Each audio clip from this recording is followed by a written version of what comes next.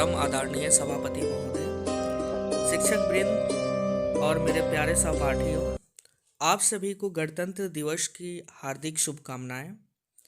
आज हम सभी यहाँ बेहद खास अवसर पर 75वां गणतंत्र दिवस मनाने इकट्ठा हुए हैं। भारत के लिए यह गणतंत्र दिवस केवल एक पर्व ही नहीं, बल्कि गौरव और सम्मान का दिन है। यह दिवस हर भारतीय का अभिमान है।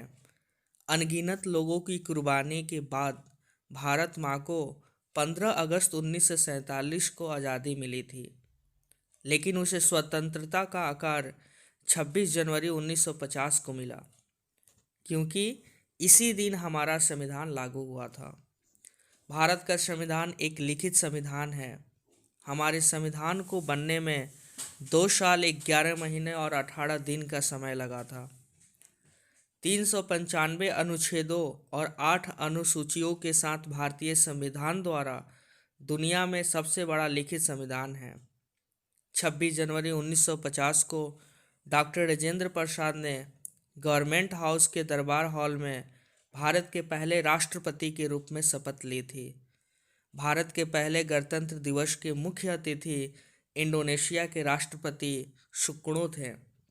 गणतंत्र का अर्थ है देश में रहने वाले लोगों को सर्वोच्च शक्ति और सही दिशा में देश के नेतृत्व के लिए राजनीतिक नेता के रूप में अपने प्रतिनिधि को चुनने के लिए केवल जनता के पास अधिकार है।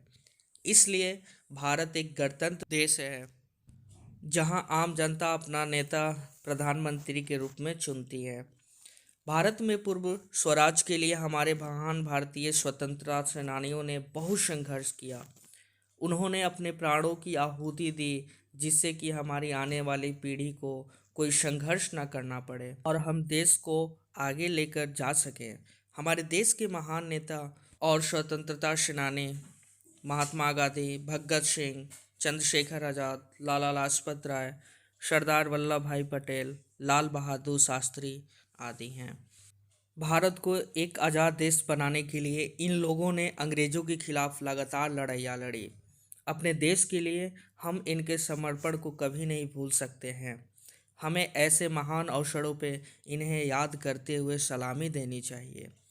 केवल इन लोगों की वजह से यह मुमकिन हुआ कि हम अपने दिमाग में सोच सकते हैं और बिना किसी दबाव के अपने राष्ट्र में मुक्त होकर रह सकते हैं। डॉक्टर अब्दुल कलाम ने कहा है कि अगर एक देश भ्रष्टाचार मुक्त होता है तो सुंदर मस्तिष्क का एक राष्ट्र बनता है। उनका मानना है कि 3 प्रधान सदस्य हैं जो अंतर पैदा कर सकते हैं, वे हैं माता, पिता और एक गुरु।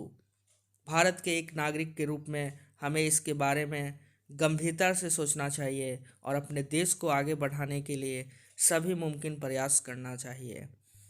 हमें जिम्मेदारी लेनी चाहिए तथा सामाजिक मुद्दों जैसे कि गरीबी, बेरोजगारी, अशिक्षा, ग्लोबल वार्मिंग, असमानता आदि से अवगत रहना चाहिए और अपने स्तर पर योगदान देना चाहिए।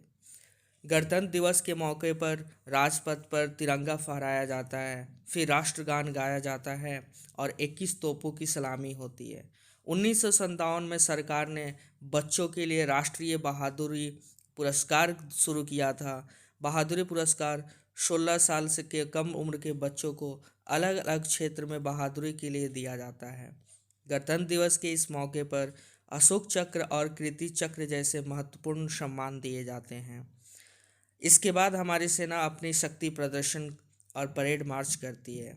अंत में आप सभी को पुनः गणतंत्र दिवस की हार्दिक शुभकामनाएं।